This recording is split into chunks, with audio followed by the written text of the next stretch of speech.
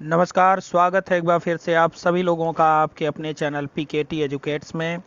मैं डॉक्टर पवन तिवारी आधुनिक भारतीय इतिहास से संदर्भित एक महत्वपूर्ण टॉपिक भारतीय समाचार पत्रों का इतिहास लेकर आपके सामने प्रस्तुत हूं। इससे पहले कि हम इस टॉपिक के महत्वपूर्ण प्रश्नों की तरफ आगे बढ़ें, मेरी आपसे गुजारिश है कि टेलीग्राम पर हमारा अपना पब्लिक चैनल पीकेटी एजुकेट्स के नाम से है। आप हमारे इस पब्लिक चैनल को फॉलो करें, जिससे कि हमारे चैनल के प्रत्येक अपडेट के साथ बने रह सकें। तो आइए बढ़ते हैं आज के अपने इस प्रैक्टिस सेट के पहले प्रश्न की तरफ। आज का हमारा पहला प्रश्न है, भारत में पहली बार पुस्तक किसने छापी? विकल्प ए है फ्रांसीसियों ने, बी है अंग्रेजों ने, सी है गोवा के पादरियों ने और डी है डचों ने। इसमें आपका सही जवाब है विकल्प सी, गोवा के पादरियों ने। आप जानते हैं, आधुनिक भारतीय समाचार पत्रों के इतिहास की जब हम बात करते हैं तो इसकी शुरुआत भारत में यूरोपियन लोगों के आगमन से मानी जाती है। और आप ये भी जानते हैं कि भारत में प्रिंटिंग प्रेस की शुरुआत 16वीं सदी में पुर्तगाली मिशनरियों के द्वारा किया गया। पुर्तगालियों ने 1556 ईस्वी में गोवा और मुंबई में पहली बार प्रिंटिंग प्रेस की स्थापना की और 1557 ईस्वी में गोवा के इन्हीं पादरियों ने भारत में अपनी पहली पुस्तक छापी। तो भारत में पहली बार पुस्तक किसने छापी? गोवा के पादरियों ने। और ये पादरी कहाँ के थे? पुर्तगाली थे। विकल्प सी आपका यहाँ पर सही है। आइए बढ़ते हैं अपने अगले प्रश्न की तरफ। भारत में पहली पुस्तक कब छपी? अभी अभी ऊपर के प्रश्न पर चर्चा करते समय मैंने आपको बताया था। तो विकल्प ए है 1555 ईस्वी, बी है 1557 ईस्वी, सी है 1560 ईस्वी और डी है 1564 ईस्वी। तो इसमें आपका सही जवाब क्या होगा? 1557 ईस्वी। भारत में पहली पुस्तक कब छपी? 1557 ईस्वी में छपी। और किसके द्वारा छापी गई? गोवा के पादरियों के द्वारा छापी गई। तो विकल्प बी आपका यहाँ पर सही है। आइए बढ़ते हैं अपने अगले प्रश्न की तरफ। हमारा तीसरा प्रश्न है, भारत में प्रिंटिंग प्रेस की स्थापना कब हुई? इस प्रश्न पर भी पहले प्रश्न पर चर्चा करते समय मैंने बात किया था। विकल्प ए है 1555 ईस्वी में, बी है 1556 ईस्वी में, सी है 1557 ईस्वी में और डी है 1558 ईस्वी में। तो इसमें आपका सही जवाब क्या होगा? 1556 ईस्वी में भारत में पुर्तगालियों ने प्रिंटिंग प्रेस की स्थापना की थी और 1557 ईस्वी में पुर्तगाल के ये पादरियों ने गोवा में पहली पुस्तक को छापा था। तो आइए बढ़ते हैं अपने अगले प्रश्न की तरफ। हमारा चौथा प्रश्न है, भारत में सर्वप्रथम प्रिंटिंग प्रेस की स्थापना कहाँ हुई? विकल्प ए है गोवा और मुंबई में, बी है गुजरात में, सी है कलकत्ता में और डी है बंगाल में। तो इसका सही जवाब आपका क्या होगा? विकल्प ए होगा। आप जानते हैं, पुर्तगालियों ने 1556 ईस्वी में गोवा और मुंबई में सर्वप्रथम प्रिंटिंग प्रेस की स्थापना की थी। गोवा और मुंबई में। तो विकल्प ए आपका यहाँ पर सही है। आइए बढ़ते हैं अपने अगले प्रश्न की तरफ। हमारा अगला प्रश्न है, ब्रिटिश ईस्ट इंडिया कंपनी ने अपना पहला प्रिंटिंग प्रेस कब स्थापित किया? विकल्प ए है 1660 ईस्वी में, बी है 1684 ईस्वी में, सी है 1690 ईस्वी में और डी है 1692 ईस्वी में। आप जानते हैं, ब्रिटिश ईस्ट इंडिया कंपनी ने हालांकि पुर्तगालियों के बाद अपना प्रिंटिंग प्रेस स्थापित किया और इन्होंने अपना प्रिंटिंग प्रेस कब स्थापित किया था? 1684 ईस्वी में ब्रिटिश ईस्ट इंडिया कंपनी ने अपना पहला प्रिंटिंग प्रेस कब स्थापित किया? 1684 ईस्वी में किया। और कहां स्थापित किया था? बंबई में किया था। यह भी ध्यान रखिएगा, कभी कभी परीक्षा में ऐसे प्रश्न भी पूछे जा सकते हैं। तो ब्रिटिश ईस्ट इंडिया कंपनी ने अपना पहला प्रिंटिंग प्रेस बंबई में 1684 ईस्वी में स्थापित किया था। आइए बढ़ते हैं अपने अगले प्रश्न की तरफ। हमारा अगला प्रश्न है, ब्रिटिश ईस्ट इंडिया कंपनी ने अपना पहला प्रिंटिंग प्रेस कहां स्थापित किया? देखिए उस तरह का प्रश्न भी आ गया। विकल्प ए है गोवा में, बी है दमन और दीव में, सी है बंबई में और डी है कलकत्ता में। तो इसका सही जवाब क्या होगा? विकल्प सी, बंबई में। आइए बढ़ते हैं अपने अगले प्रश्न की तरफ। हमारा अगला प्रश्न है, भारत के पहले अखबार का प्रकाशन कब हुआ? विकल्प ए है 1766 ईस्वी, बी है 1780 ईस्वी, सी है 1790 ईस्वी और डी है 1795 ईस्वी। तो इसमें आपका सही जवाब है 1780 ईस्वी। आप जानते हैं जेम्स ऑगस्टस हिक्की द्वारा 1780 ईस्वी में भारत का पहला अखबार या समाचार पत्र प्रकाशित हुआ और उस समाचार पत्र का नाम क्या था? Bengal gazette. James August Hicky ने बंगाल गजट का प्रकाशन किया 1780 ईस्वी में और इसे ही भारत का प्रथम अखबार माना जाता है।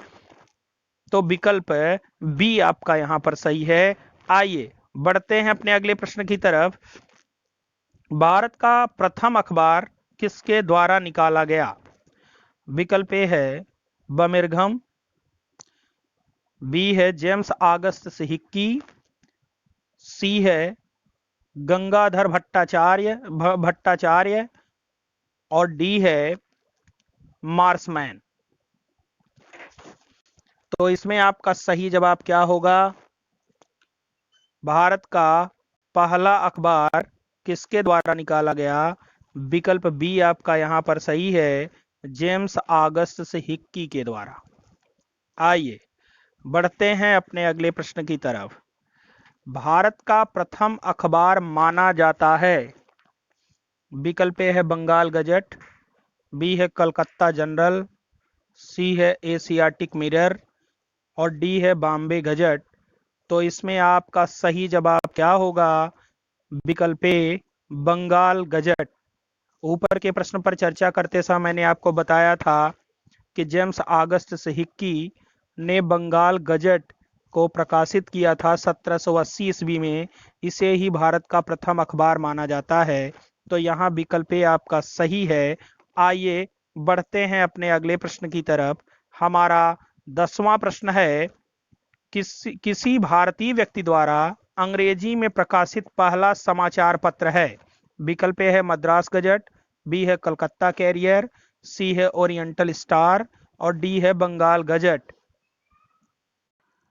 तो इसमें आपका सही जवाब है विकल्प डी, बंगाल गजट। आप जानते हैं किसी भी भारतीय द्वारा अंग्रेजी में प्रकाशित पहला समाचार पत्र 1816 ईस्वी में प्रकाशित बंगाल गजट था और इसका प्रकाशन किसने किया था? गंगाधर भट्टाचार्य जी ने किया था। प्रकाशन किसने किया था? गंगाधर भट्टाचार्य जी ने किया था। और यह किसी भी भारतीय व्यक्ति के द्वारा, ये देखिए, किसी भी भारतीय व्यक्ति के द्वारा अंग्रेजी में प्रकाशित पहला समाचार पत्र माना जाता है बंगाल गजट। आइए बढ़ते हैं अपने अगले प्रश्न की तरफ। हमारा 11वां प्रश्न है, गंगाधर भट्टाचार्य ने निम्नलिखित में किस अखबार का प्रकाशन किया? विकल्प ए है कलकत्ता जनरल, बी है बंगाल गजट, सी है बॉम्बे गजट और डी है हेराल्ड। तो ऊपर के प्रश्न पर चर्चा करते समय हमने इसके बारे में भी बताया था कि गंगाधर भट्टाचार्य ने विकल्प बी बंगाल गजट का प्रकाशन किया था। कब किया था? 1816 ईस्वी में। आइए बढ़ते हैं अपने अगले प्रश्न की तरफ। दिग्दर्शन नामक मासिक पत्रिका का प्रकाशन किसने किया? विकल्प ए है गंगाधर भट्टाचार्य, बी है मार्शमैन, सी है जेम्स सिल्क बमिर्घम और डी है जेम्स ऑगस्ट हिक्की। तो इसका आपका सही जवाब क्या होगा? विकल्प बी, मार्शमैन। 1818 अप्रैल में मार्शमैन द्वारा बंगाली भाषा में दिग्दर्शन नामक मासिक पत्रिका का प्रकाशन किया गया। तो मार्शमैन के द्वारा जो दिग्दर्शन नामक मासिक पत्रिका का प्रकाशन किया गया वह किस भाषा में प्रकाशित हुई? बंगाली भाषा में। ये ध्यान रखिएगा। ऐसे प्रश्न पूछे जा सकते हैं परीक्षाओं में। तो आइए बढ़ते हैं अपने अगले प्रश्न की तरफ। भारत में राष्ट्रीय प्रेस की स्थापना का श्रेय दिया जाता है। भारत में राष्ट्रीय प्रेस की स्थापना का श्रेय दिया जाता है। विकल्प ए है राजा राम मोहन राय को, बी है कृष्णदास पाल को, सी है बाल गंगाधर तिलक को और डी है गंगाधर भट्टाचार्य को। तो इसमें आपका सही जवाब है विकल्प ए राजा राम मोहन राय को। जी हाँ, भारत में राष्ट्रीय प्रेस की स्थापना का श्रेय राजा राम मोहन राय को दिया जाता है। इन्होंने संवाद कौमुदी, जिसका प्रकाशन 1821 ईस्वी में हुआ था, और मिरात उल अखबार, जो फारसी भाषा में प्रकाशित होता था 1822 ईस्वी में, का प्रकाशन करके भारत में प्रगतिशील राष्ट्रीय प्रवृत्तियों के समाचार पत्रों का शुभारंभ किया था। तो यहां पर विकल्प आपका सही है, राजा राम मोहन राय। आइए बढ़ते हैं अपने अगले प्रश्न की तरफ। स्वतंत्र एवं तटस्थ पत्रकारिता का जन्मदाता माना जाता है। विकल्प ए जेम्स ऑगस्टस हिक्की, बी है बाल गंगाधर तिलक, सी है जेम्स सिल्क बर्मिंघम और डी है गंगाधर भट्टाचार्य। तो इसमें आपका सही जवाब है विकल्प सी, जेम्स सिल्क बर्मिंघम को स्वतंत्र एवं तटस्थ पत्रकारिता का जन्मदाता माना जाता है। बहुत ही महत्वपूर्ण प्रश्न है और इसकी वजह थी। वास्तव में बर्मिंघम ने प्रेस को जनता का प्रतिबिंब बनाया और प्रेस का जो आधुनिक रूप है वो इन्हीं की देन है। तो पत्रकारिता के इतिहास में इनका महत्वपूर्ण स्थान है और इन्होंने स्वतंत्र और तटस्थ पत्रकारिता को जन्म देकर पत्रकारों को पत्रकारिता अपनाने के लिए प्रोत्साहित किया था। इसलिए स्वतंत्र एवं तटस्थ पत्रकारिता का जन्मदाता किसे माना जाता है? जेम्स सिल्क बर्मिंघम को माना जाता है। आइए बढ़ते हैं अपने अगले प्रश्न की तरफ। एंग्लो इंडियन अखबारों में सर्वाधिक रूढ़िवादी और प्रतिक्रियावादी अखबार था। विकल्प ए है इंग्लिशमैन, बी है स्टेटसमैन, सी है टाइम्स ऑफ इंडिया और डी है पायनियर। इसमें आपका सही जवाब है विकल्प ए इंग्लिशमैन। जितने भी एंग्लो इंडियन अखबार थे उनमें इंग्लिशमैन को सर्वाधिक रूढ़िवादी और प्रतिक्रियावादी अखबार माना जाता था और स्टेटसमैन को सर्वाधिक उदारवादी दृष्टिकोण वाला समाचार पत्र माना जाता था, जबकि जो पायनियर अखबार था उसे सरकार का समर्थक अखबार माना जाता था। तो इसलिए विकल्प आपका यहां पर सही है, इंग्लिशमैन। आइए बढ़ते हैं अपने अगले प्रश्न की तरफ। एंग्लो इंडियन अखबारों में सर्वाधिक उदारवादी दृष्टिकोण वाला अखबार था।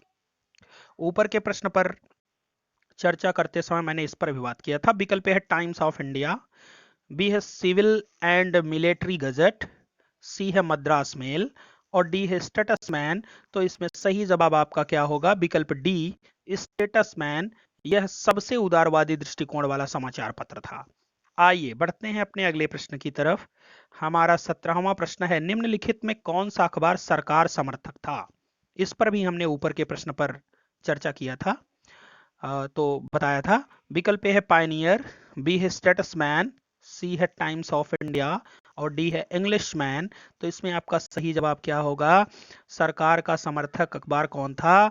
विकल्प ए पायनियर था। तो विकल्प आपका यहां पर सही है। आइए बढ़ते हैं अपने अगले प्रश्न की तरफ। हमारा 18वां प्रश्न है जो कि बहुत महत्वपूर्ण प्रश्न है। सोम प्रकाश समाचार पत्र के प्रकाशक थे। विकल्प है राजा राम मोहन राय, बी है बाल गंगाधर तिलक, सी है ईश्वर चंद्र विद्यासागर और डी है जुगल किशोर। तो इसमें सही जवाब है आपका विकल्प सी, ईश्वर चंद्र विद्यासागर। तो ईश्वर चंद्र विद्यासागर के बारे में आप जानते हैं, ये प्रख्यात समाज सुधारक और राष्ट्रवादी थे और 1859 ईस्वी में इन्होंने बंगाली भाषा में सोम प्रकाश का प्रकाशन किया था। और सोम प्रकाश एकमात्र ऐसा समाचार पत्र था जिसके विरुद्ध लिटन का वर्नाक्यूलर प्रेस एक्ट लागू हुआ था। राष्ट्रवादी दृष्टिकोण वाले इस समाचार पत्र का पत्रकारिता के क्षेत्र में बहुत ऊंचा स्थान रहा। आइए बढ़ते हैं अपने अगले प्रश्न की तरफ। हमारा 19वां प्रश्न है, वह समाचार पत्र जिसके विरुद्ध लॉर्ड लिटन का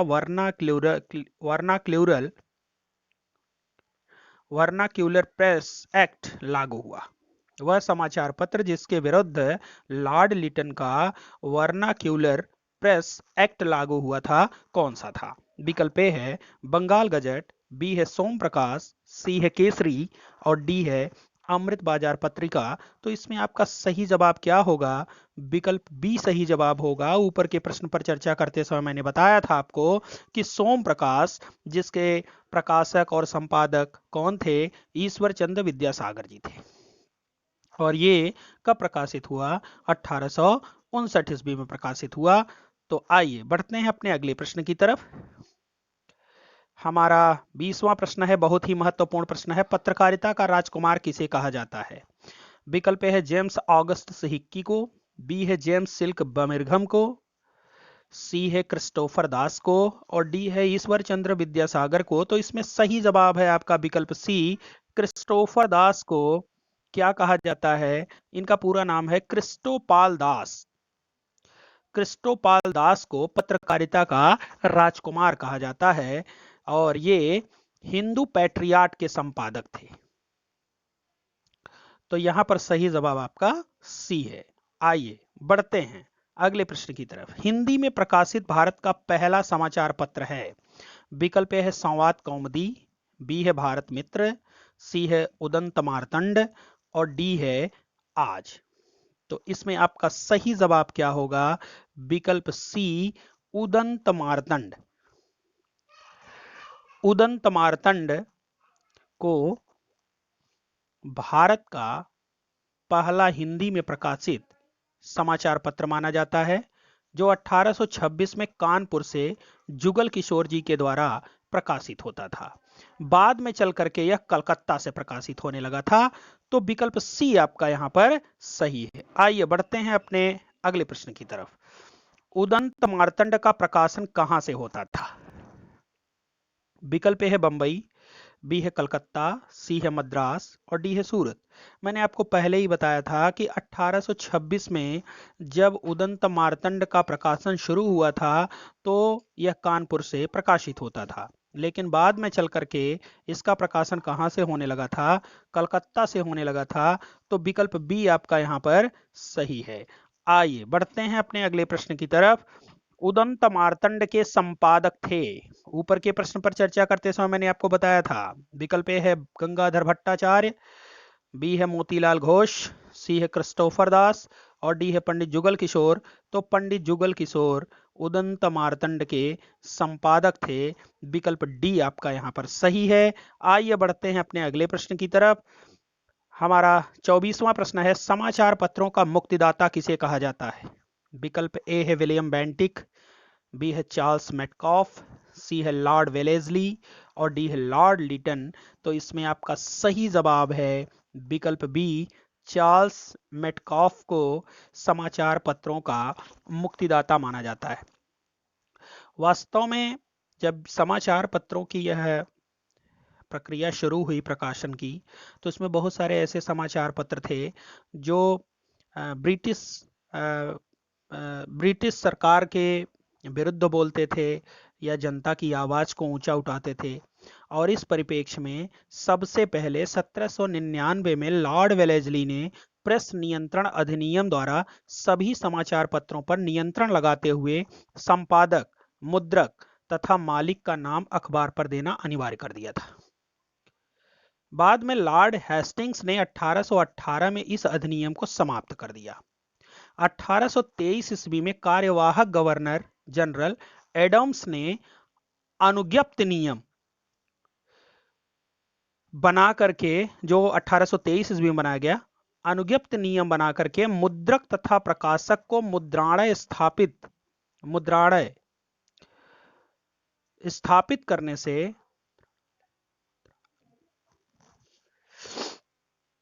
पूर्व लाइसेंस लेना अनिवार्य कर दिया।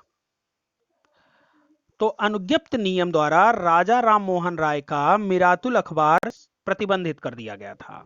गवर्नर जनरल विलियम बेंटिक का दृष्टिकोण भारतीय समाचार पत्रों के प्रति बड़ा उदार था, लेकिन बेंटिक के बाद बने कार्यवाहक अध्यक्ष चार्ल्स मेटकाफ को समाचार पत्रों का मुक्तिदाता कहा जाता है। मेटकाफ ने 1823 के एक्ट को समाप्त करके 1835 ईस्वी में liberation of the Indian press अधिनियम लागू करवाया, जिसके अंतर्गत मुद्रकों और प्रकाशकों को केवल प्रकाशन के स्थान की सूचना देना होता था।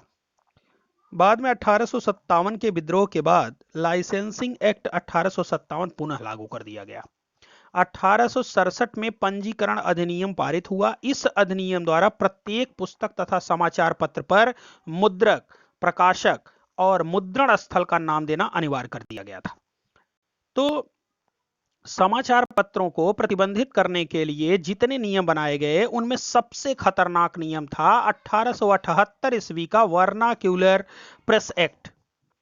इसमें क्या हुआ, देसी भाषा के समाचार पत्रों की स्वाधीनता पर वर्नाक्यूलर प्रेस एक्ट एक बहुत बड़ा आघात था। इस एक्ट द्वारा जिला मजिस्ट्रेट को यह अधिकार मिला था कि वह किसी भी भारतीय भाषा के समाचार पत्र से बॉन्ड पेपर पर हस्ताक्षर करवा ले कि वह कोई भी ऐसी सामग्री नहीं छापेगा जो सरकार विरोधी हो। कानून का विरोध करने वाले मुद्रणालयों की जमानत को मजिस्ट्रेट रद्द कर सकता था। तो इस तरह से बहुत ही जद्दोजहद के बाद वायसराय कर्जन द्वारा 1908 में न्यूज़पेपर एक्ट पारित किया गया, जिसके द्वारा उन मुद्रणालयों तथा उनकी संपत्ति को जब्त करने की व्यवस्था थी जिनके द्वारा प्रकाशित समाचार पत्रों से हिंसा अथवा हत्या को बढ़ावा मिलता था। इंडियन प्रेस एक्ट 1910 द्वारा यह व्यवस्था दी गई कि प्रकाशक से कम 500 रुपए तथा अधिक से अधिक 2000 रुपए पंजीकरण जमानत लेने का स्थानीय सरकार को अधिकार था। समाचार पत्र संबंधित कानूनों की समीक्षा के उद्देश्य से 1921 में प्रेस कमेटी की नियुक्ति की गई, जिसके अध्यक्ष सर तेज बहादुर सप्रू थे। प्रेस कमेटी की सिफारिश पर 1908 और 1910 के अधिनियमों को समाप्त कर दिया गया।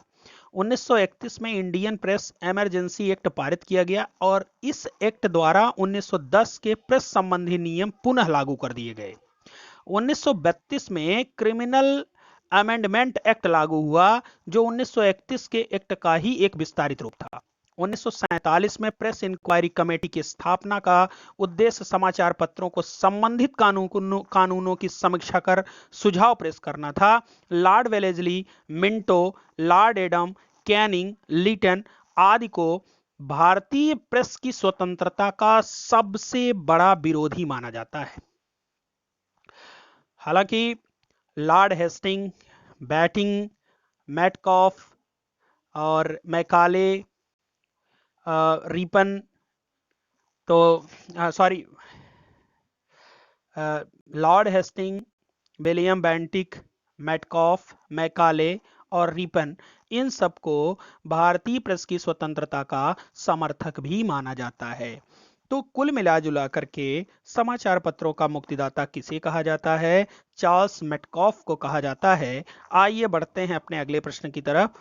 वर्नाक्यूलर प्रेस एक्ट कब लागू हुआ? विकल्प है 1878 ईस्वी में, बी है 1890 ईस्वी में, सी है 1892 ईस्वी में और डी है 1894 ईस्वी में। तो अभी अभी ऊपर के प्रश्न पर चर्चा करते समय मैंने आपको बताया था कि यह वर्नाक्यूलर प्रेस एक्ट सबसे खतरनाक एक्ट था और यह 1878 ईस्वी में लागू किया गया। तो यहाँ पर विकल्प आपका सही है। और इसी के साथ आज के हमारे इस प्रैक्टिस सेट के प्रश्नों की श्रृंखला भी समाप्त होती है।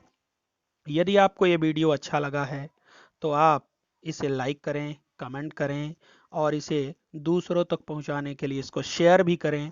और मेरा उत्साहवर्धन करने के लिए कमेंट बॉक्स में कुछ न कुछ ज़रूर लिख दीजिए, जिससे कि मैं प्रेरित हो सकूं और बेहतर बनाने के लिए। तो इसी के साथ अब मैं लूँगा आपसे विदा। That's all. Thanks to all of you.